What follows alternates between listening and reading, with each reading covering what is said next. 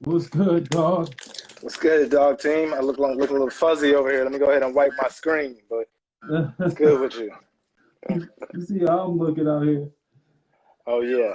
See, I ain't even mean fuzzy up here. I meant the sort of the lighting and whatever. But all right, we in But the that same you see place. how I look. Now you look good, man. I hope you're holding well. I hope everybody, the bros is doing well right now. Obviously, especially with the circumstance. Yeah, yeah, absolutely.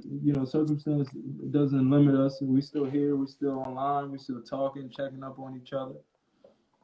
And for the bros that don't know, you want to introduce yourself? What's going on, bros? Great Dane, Fall 2001, Upsilon Psi, Mighty Melodic, Bloody Up, Upsilon Psi. To be correct, 14 Dog, Fall 2001.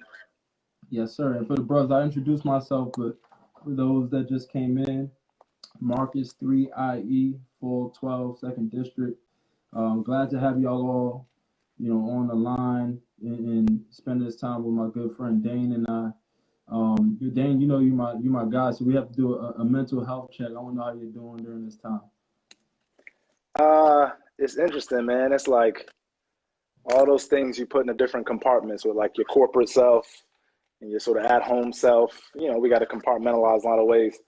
This situation is like a pressure cooker, and like you feel things, and you're not used to processing certain things, and they just start to manifest in different ways. Like my sleep has definitely been impacted, my mental has definitely been impacted, and it's just you kind of go in waves, and I guess that all that happens, but at the same time, you got to show up day in and day out with the sort of the work self. So Right. there's been a little bit of an acknowledgement on my work front of like what we are bearing and what we carry, especially in these times. But it's just super interesting to see that.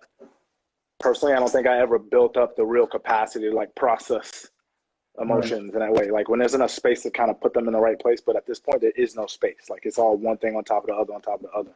Yeah, yeah. And how do you even, because sleep, it seems like it might be strange for you too, because you have teams all over, right? Like you're global. So like, how do you before, like, how was your sleeping pattern? I actually my sleep I actually I didn't appreciate the value of sleep and like how important it is and how much of a difference it makes in like that next day, that next 2 days. So I was pretty good at getting like 7 to 8 hours, but like recently that has not been the case. I mean, I think with the whole COVID situation, with everything happening, with everything on my mind, and I can't fall asleep, and I get like 4 or 5 hours. Um, so I feel that, but hopefully it's just temporary. But I do think sleep is important. Absolutely. Not and also for the bro, I know you introduced yourself, um, but if you can, let the bros know who's here, what you do for a living and what that entails. Yeah. I'm based out in San Francisco. I've been out here about going on 2 years. You getting feedback or is that just me? Just to make sure you Just can you. hear me. I hear you well. All right. So I've been out here about 2 years. I work at Google. So I work in global consumer marketing. I do Pixel, the phone, and you know every device and service kind of within my org that's going to come out in the next few years is kind of under my remit. So I work with 13 countries. Been at this gig for 2 years, but like every day, every week, it feels like years, but I'm persevering. And before this, I was uh, I was based in Atlanta, which is where I went to high school. And before that, I lived in New York for the majority of my life, and London for a couple of years. And I was born in the Bronx. You just moving, man. That's the story of your life. So we connected a while ago. And we actually got to really connect at the Rock Nation brunch. We saw each other and hit it off from there. So I want to kind of lean into just to talk about friendship a bit and what that means to you, and how it kind of got you through not just your position, your corporate position, but you as a person. Yeah, I mean, obviously, friendship is the thing that we all hold in common. That's why we all here in this forum, and that's that bond. I think the meaning of friendship to me is evolved in a lot of ways. I think, and I hate to be cliche, but I think my line brothers are a really good example of that because just even looking at how we evolved as a line, like we always thought, like the bond that we have, the experiences that we went through, sort of, being in that heat together and sort of having that bond was about as good as it got. But I'm still learning things about them. We're still being vulnerable to each other, and there's 17 of us, right? Um, So that to me, like, is just this example of friendship in my own life that I'm excited by. Sometimes I'm just like surprised by the fact that we can let each other in even more as individuals. So I appreciate that the fraternity has the definition of friendship that I knew when I sort of sought this and sought Omega has evolved from like our years in the yard to right now, and like the relationship that we have as a line. And I think I sort of, that raises my own bar in terms of like the people I have in my circle, people that I have in my life, and sort of what true friendship actually means and what I expect from people, even if they're not in the frat. So it's interesting to see how like those cards and sort of that way of living influences even how you operate with people outside of the frat. Yeah, yeah. And you touched on vulnerability a bit, and I think that's, you know, and I spoke about it with Steve Hammond, a mutual friend of ours. Just vulnerability is like the opposite of our first cardinal principle, right? Like, manhood. And I had to learn that, myself, like, being vulnerable is actually a superpower, and it helps move you, miles ahead if you can tell people what you're dealing with, your LBs or, whoever is in your life, just being able to have that one person you can say like, hey, I'm dealing with this, or I'm not doing well. How do you look at like, mental health personally, and how do you address it day to day? Bro, I'm so glad you said that. It's like the things you touched on, like the meaning of friendship, like the like just the existence of or the need for mental health, and then talk about manhood and like how that sometimes just feels like an ill fit. I actually been thinking about that a lot lately, especially coming into this call. Like I thought about like what manhood meant to me or represented to me at different stages of my life. And I think, when you're young, manhood is like this goal, right? And it's very meaningless in some ways. Like it's a thing you think that by getting older or like just having certain things in life you sort of acquire. I think for a lot of us that are blessed and lucky enough, there are examples of a different type of manhood that influence from a younger age what that looks like. And, I was lucky to have counterbalance. I think as you get to the manhood feels like a part of your identity, a thing you need to shout loudest about. It's a card, it's a thing that our frat is defined around. Collective definition of manhood that we also live up to, try to sort of pull into our own identity. And I think when I think about like the last couple of years of my life, especially with the situation right now that we were just talking about, manhood is so much, my understanding of it is so much more flexible in terms of the individuality with it, the vulnerability, the me being okay with who I am, and like it not being this external perception of like to be a man is X, Y, and Z, and me knowing that that's all right, and me knowing that that's me and accepting that. I'm not saying I'm all the way there yet, but like there's a little bit of like accepting and understanding that like my definition of manhood is not done. Like I have to become more and more comfortable with myself.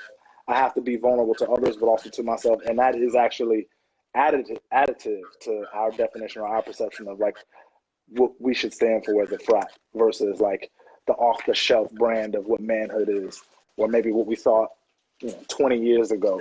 That's what I want, or that's what it's going to mean to be a man or living in that card. Absolutely, man. Like you touched on some serious stuff, and I think like, and I definitely want some of the bros in the comment to add in their, commentary. But this is how I feel, and as I evolve, as a bro, early in just being super young, I thought that, me to prove myself, I always had to be aggressive, and I was kind of limiting the opportunity to actually, lean into what the frat's all about, which is friendship. So I was deflecting friends left and right because I thought, there was a missed message that was directed to me, which was like, yo, up front, like don't just let it happen. You know what I'm saying? But what we need to do, even now that, obviously there's still a level of understanding and connection, that I think, manhood, that has to happen at some point initially. But I think all of us, we need to kind of eliminate the germ as fast as we can. You know what I'm saying? Like eliminate it as quick as we can to find out who that person is on the other end, because that person might need you somewhere in life. You know what I'm saying? Like that's why we went through what we went through. That's why we're here today. You know what I'm saying? Yeah, and I think that's how it's tied to that real like level of friendship, right? Like it's not just, it's on us to, we all got a little bit of the germ in us at times, depending on situations and scenarios, some more than others, right? But at the end of the day, when you got those real friends in your life, like, and there's that mutual respect, we got to hold each other accountable for that definition of what real manhood should be. You know, I think at certain points when we operate as a unit, like there's like a collective definition of it that we can sort of click in the mode around. But when it gets to that next level of individually, what are you going through and what type of support do you need, or where you might be holding yourself back, it ain't that many people in your life that's going to be able to like tell you to look at yourself or tell you about yourself, you know? So to let somebody in at that friendship level to help define or help hold you to a certain standard of like, nah, you're not truly living up to the cardinal principle right now based on like my love for you and the person who I know you can be. It takes a lot to be that person that's saying it to somebody, but also takes a lot to be the person, that brother on the other end that's accepting that, you know? Absolutely. And I think, and it's really like, you know, for me personally, I kind of just, you know, strip myself personally just so I can grow. And one thing that I learned really was like, you know, really understanding like cardinal principles, and just like the final one, which is, you know, uplift. That's something that, you know, you can like really understanding that and what that means. And like, and that it's not always just like talking to somebody and just building them up. It's really like listening, or just being an ear, you know, for people. Because if you and I met and it was like a very aggressive or a bad exchange, we wouldn't be here today. And, and you know what I'm saying? So I really want to kind of, you know, turn the conversation a little bit and just see like, because you know, you and your busy schedule, like how are you currently connecting, you know, with new people in the business world? Because like you have a strong network, you know what I'm saying? Like how are you connecting with new people? And is that even of value to you at this point? Yeah, it's I mean, it's one of those things that kind of hangs over me. Like I felt like that used to give me energy, used to define me. Like just expanding the network, just finding like interesting individuals, vibing off of each other, kind of creating together. That was like a driving force for a lot of like just what got me up and out. And like just as I've gotten older, it's kind of fallen back into the recess a little bit. And this situation of being stuck in the house has really made me, because San Francisco, they're just still not playing about the COVID and the sort of being out and stuff is still shut down. So it's really forced me to be like, man, like there's a version of myself that can do this, that could just be in the house. But then it's like I'm looking at another version of myself, which is like, yeah, but you're missing so many opportunities to learn, to observe, to experience. And just because you're in the house, right? Like we talk about ingenuity, like there's a ton of people like in the first week of this happening that turn this into an opportunity, right? So I'm like, why is it so hard for me to find that part of myself that's going to like take this situation and sort of feed that other part of myself and the thing that used to fulfill me, and just sort of accept it as a circumstance.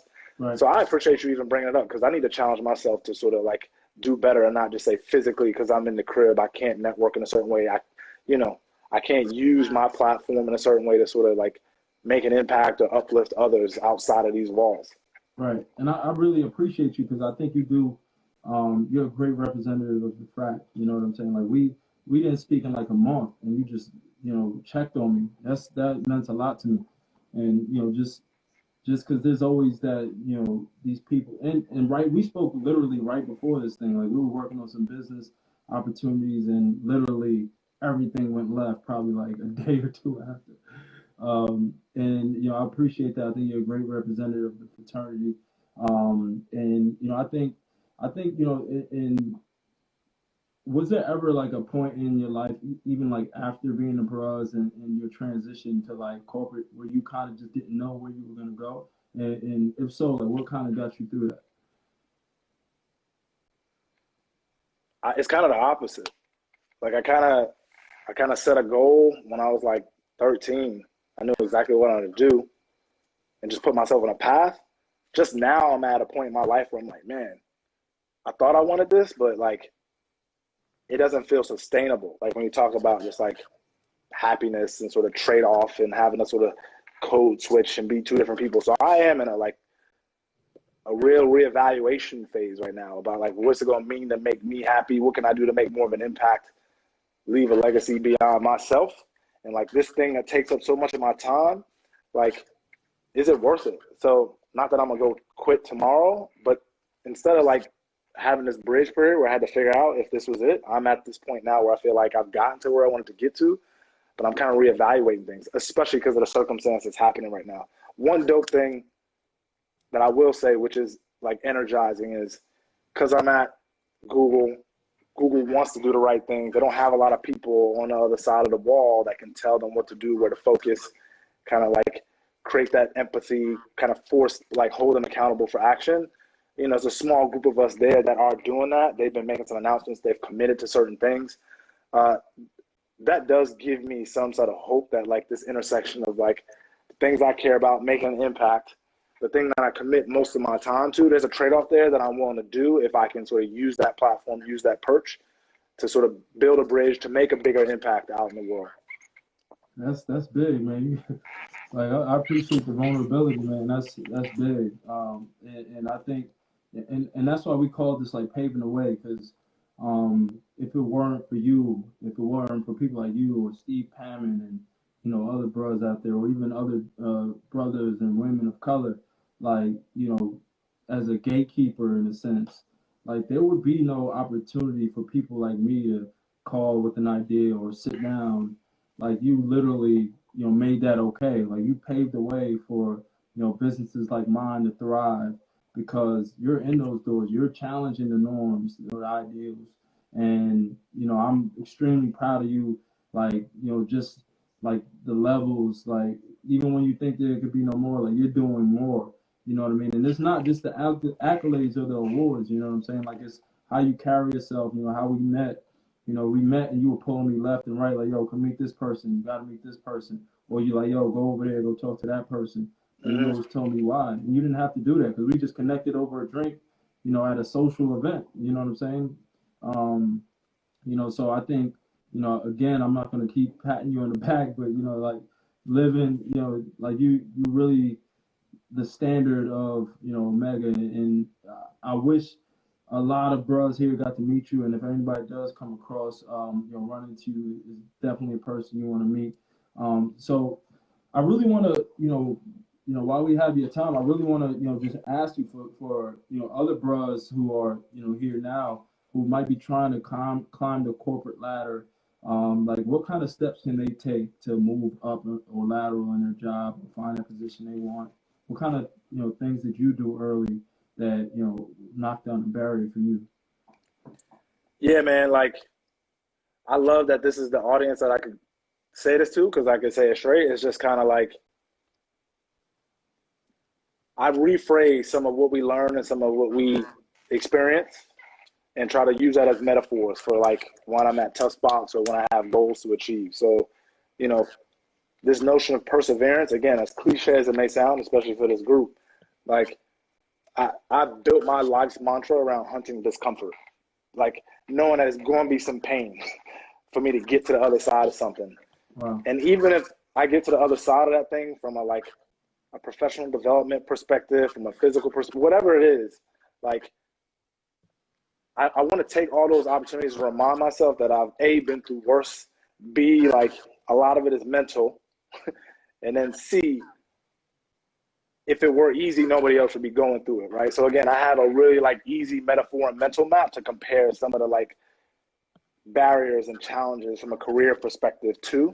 I think my advice would be like, you got to be willing to do what nobody else is doing, as far as like what you want to do to stand out, put in more work to even like get that first conversation, and then use that opportunity to make sure you like are sticky and memorable. Like because I'm a marketer, I approach everything like everything's marketing. Wow. Everything leaves an impression on something. Everybody wants some type of behavior or an action out of somebody within those like most interactions. So I'm always trying to understand my audience and what it's going to take for me to be the thing that they remember, for me to find a way for us to find like mutual motivation to get what I want to get out of it, and for them to get what they want to get out of it. So I think just because you're not already in an organization or already in a position or promoted into a thing, that doesn't mean you can't adopt that disposition and approach people in that way. Because I think that in itself says a lot to people about like your unique ability to lead, your willingness to endure and like persevere through stuff. So I just try to think of creative ways to sort of like let that be known before I even like make the ask. And in the way I make the ask, reinforce it so that it becomes a no-brainer that like, okay, nobody else is going to do this. I need to give this to this person, or like let them level up, give them this opportunity. Wow. And are you saying it sounds like a piece of that was pretty much like, living it even before you have it? Like, if there's a position that you want, start moving how that person moves. Is that one of the pieces that you touched on? Yeah, man. I think maybe for everybody this isn't hard, but for me, I had to very quickly be my like harshest critic to be like, yo, if I think I want something, do I just think I want it or am I ready for it? Right? Like I gotta be the person that knows before I make the ask, before I make the move, that like I'm ready for whatever it brings. Like best case, worst case scenario. So like I'm continuously going through exercises in my head of like, nah, but like, do I really want it? And why do I want it? And like, what does that mean as it relates to my identity and like the person I am and the person I want to be? Like, so I do like, again, with age, more and more of this, more like self-assessment of like, do I really know what I want? And what am I willing to give to get it? That's why I'm doing this whole reevaluation about like, okay, I thought I wanted this, but I got a ton of life in front of me to pivot. Like, what would I do with a pivot? And what would I do to put that in motion? You know what I mean? Yeah, that's a healthy conversation to have with yourself. Because I mean, like, and like you said, like you did everything that you wanted to do, and the level that you're at personally is like you realize there's so much more. Like you got to it now. There might be so much more. You know what I'm saying? And if you didn't think that way, it'd probably be more detrimental to your personal or your being than the opposite, right? Like if you just were content with anything you did, right? But it's a battle still. Because the earlier part of our conversation, that still exists. That whole like self-doubt, Mm-hmm. like incomplete identity, Mm-hmm. sort of like, so on one hand, you're digging deep, you're trying to like remain resilient and know like, all right, I'm being like action oriented, goal driven. I'm Mm-hmm. gonna get that no matter what. But then there's another side of you, which is just kind of like, what part of yourself are you not listening to? Is this in your best interest? Right? Again, it's like, you talk about the journey. Sometimes it becomes not as apparent or obvious that the things that we're pursuing are being pursued because they're things we really need, right? Like sometimes the real motivation is buried so deep in the insecurities or our psyche that we just go on automatic, on go, and we pursue a thing. And it for a little bit, it feels like, oh, I'm getting closer, I'm getting closer. But very rarely do many of us stop to sort of assess and be like, why do I want that? Do I really want that? What happens when I get there? So I need to become better at that, because what that takes is a level of honesty with yourself about like how you want to live your life, the opportunity cost of what you want to trade off. Um, yeah, so it ain't a straight path. There's the hard part and the pain and the endurance to like achieve a goal, but then there's the sort of self-doubt and the things that also make you like, that can sort of like compound on top of that pain, and like it's a conflicted state to be in. Yeah, absolutely. Now, do you meditate at all? Off and on. I read some books. Dan Harris, 10% Happier was like one of the most simple read, but like one of the most resonant books that I've read on like mindfulness and meditation. I think because it was written from the point of view of a skeptic. Um, like my girlfriend, she does like a daily practice. She's a yogi, so like it's shine a light that like there's tools that I could have access to maybe help like have a little bit more balance, deal with Yeah, anxieties, like a forum or a platform to sort of like push those vulnerabilities.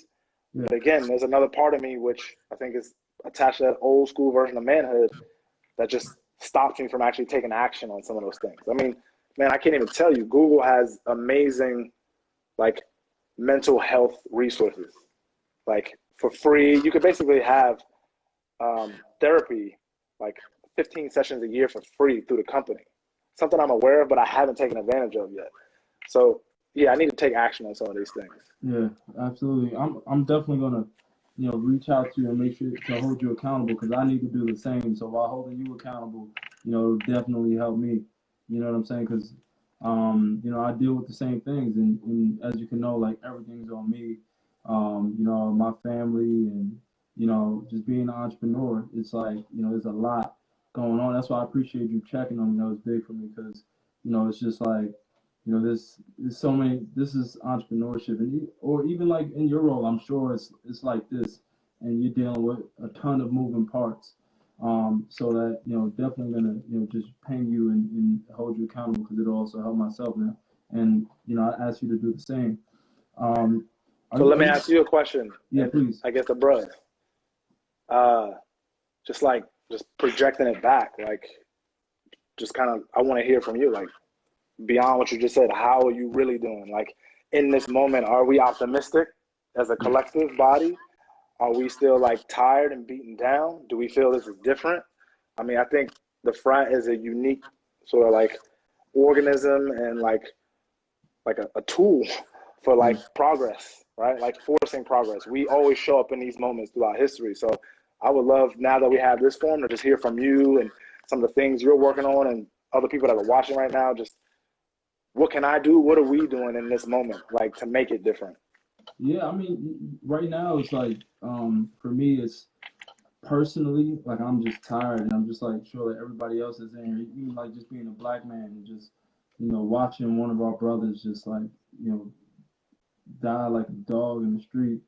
It's like that, and I'm surprised. I'm not actually surprised, but it was just like everyone felt the same thing at the same time, like just tired. You know what I'm saying? So even I say all to say like how I'm dealing now is like most of my conversations and all of my dialogue in business is like we're just tired. Like the dialogue's not gonna be less than. You're not gonna just as soon as we get through the gate have these conversations like other agencies have, and then we get introduced to the D&I department. Like that's something that's not gonna stand anymore, and you'll be called out on it. And I've had to call out some partners already. Like, why are we only dealing with D&I? Like, why? And for those that don't know, that's diversity and inclusion. Like right away, like half the time we're getting introduced to D&I departments, and there's no reason why, because everything we're doing is global, right? Like it's something that anybody can engage with, whether it be an experience or content. So these are dialogues that we're having, and like there's really no, like I told you earlier, there's no cadence to business right now because a lot of what we had before is not tasteful anymore. Yeah. And I just don't feel comfortable doing a lot of things. But and that's just something I had to be true to myself because every check's not a good check, man. You know that. Like every opportunity isn't a good one. I mean, I think it's interesting just what you've built and what y'all represent is our impact on culture and how that like that silent sort of thing that we all know, which is just like it's ours, but it benefits everybody, and it's been used without like recourse for so long. So I'm disheartened to hear that you're personally tired, but also there isn't this big shift in the way people are approaching you and the opportunity that your platform and what you've built can do. Because again, right now, people are starting to connect the dots between criminal justice and injustice and like systemic oppression and like economic empowerment and history. Like it feels like, oh, wait a minute, these used to be separate conversations for y'all, but y'all starting to connect the dots that like, yeah, it's all rigged, right? And like, you got to make some fundamental changes to sort of open the gates towards like a solution, right? Like it's long overdue. So to know that you have something that's at that apex of like connecting those two worlds, like the world of like wanting to understand and wanting to sort of put better use of our culture into play and also empower you and us economically. I just hate to hear that, like in a moment like this, that your phone isn't ringing off the hook with people making that connection. Right. Yeah, man. It's but in the same breath, I'll say like this is all like a blessing to like just have that realization and finding myself a bit more, because now that I know, like, certain things weren't tasteful that I might have thought were tasteful before, or like we might be exploiting certain partners or talent because they're hot right now, and what we're connecting them to might not really care about their long term. You know what I'm saying? Like, it's not just like the one and done is dead. Like, if we're not talking macro, like, I really don't want to be a part of it, because it's like you're literally exploiting our culture in a sense. Yeah. And what I'm trying to build is a foundation for our voices, and a foundation for opportunity for people that look like us. Like, that's what we want to be a part of. We don't want to be a part of the quick campaign because you're rolling something out. Like, make sure that we're a part of everything, or you guys are, just reach out to us to get our input on X. Even if we're not a part of it, like, just make sure that it's not just a quick, like, hey, can you get 2 Chainz to do Y? Like, Yeah. let's do this for a long time, right? And man, I'm glad you kind of just turned the table on me a little bit. But yeah, man, I want to, before we get out of here, I definitely think it would be a great honor for everyone here to kind of just hear, if there's any books you're reading. You want to start? It sounds like you have some ready. I got that bad habit where I get hyped, but I'll buy like 10 books and they'll pile up, and it'll take me like 2 months to get through like 3 of them. I'm reading Grand Strategy right now. The author's name is escaping me. It was a course at Stanford, I believe, or Yale, and it was a really popular course, and it was basically like using Greek mythology and some of those stories, and then like actual historical references to just teach lessons about like the benefit of having a strategy versus not having a strategy. So it's almost like it teaches a lesson by using a bunch of examples, but the lesson is like, here's how you should approach strategy. I'm trying to think. I was reading Grit by the author's last name is Duckworth. Towards the end of it, it started like it was kind of forced. I like the theme behind it. There's basically a woman who did a lot of studying into what separates the people that sort of persevere that versus do not.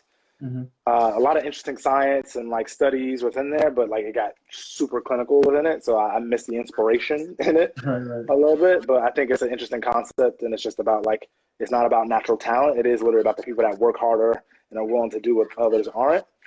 And then another book I just finished, 2 books, Chasing Excellence, by Ben Bergeron.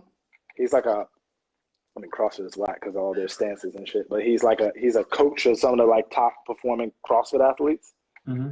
And he's just got a way of articulating things about perseverance that I find really inspiring and interesting.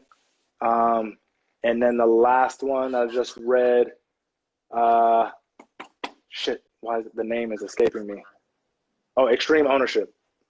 It's like Navy SEALs. Oh yeah, sort of like I started that and kind of Jocko Willink. Yeah. That's a good one. And I've been reading. I just finished Bob Iger's book.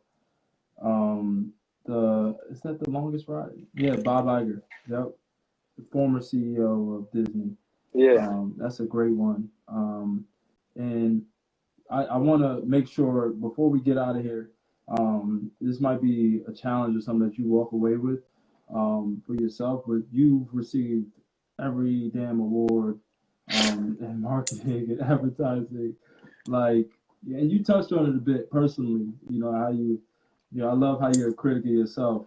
But like, what's on your goals? Like, what's on your list of goals? Because you're gonna get a lot more awards. It's gonna be a layup just because you naturally do good work. But what's on your list? What's on your goals? Yeah, I think it kind of lines up with that earlier conversation about like this reevaluation phase. I think my brother's on here, young bros down in Atlanta. I just dabbled into my first investment property because of him. He's 10 times more entrepreneurial than me and 10 years younger. So my father and I have invested in a property in Atlanta. Congrats. We be at each other's throats like you wouldn't even know. My dad's the bros too, Pod Chapter from Morehouse. But I think that's going to be an interesting learning experience, and hopefully sort of we get the hang of it, learn it, and that could be another way I can create some wealth and also learn another skill outside of my day-to-day job that takes up 14 hours of my life. So that's a challenge, but I'm excited about what that's going to be, as long as we can stop from like choking each other out. Yeah. And then outside of that, man, like it sounds soft, but just the world and the state of the world right now, man, I'm trying to like create some better self-care routines and take action on that, and also just have more of a spirit of gratitude and appreciation for small shit, like being able to just like dap somebody up and just randomly meet somebody, go to some, like all those kind of things, just put it in perspective. So I'm super appreciative and grateful for what I do have, but I do want to sort of walk back out into the world when it does return to normal with like just a little bit more of a sort of gumption and like pep in my step to like not waste moments, not like kind of slow up, you know what I mean? But when it comes to things that are more meaningful, not just career shit. Yeah, bro, that's powerful, man. I'm proud of you, and I also appreciate you for being vulnerable, and removing that germ for all of us. Proud of you and everything you're doing. Thanks for paving the way for me personally, and also challenging yourself, man. Let's obviously we're gonna stay in touch. I want to open the floor for like 1 or 2 questions. I know I have you for like 10 more minutes. Any questions? Anybody want to punch? Let me see if anybody asks.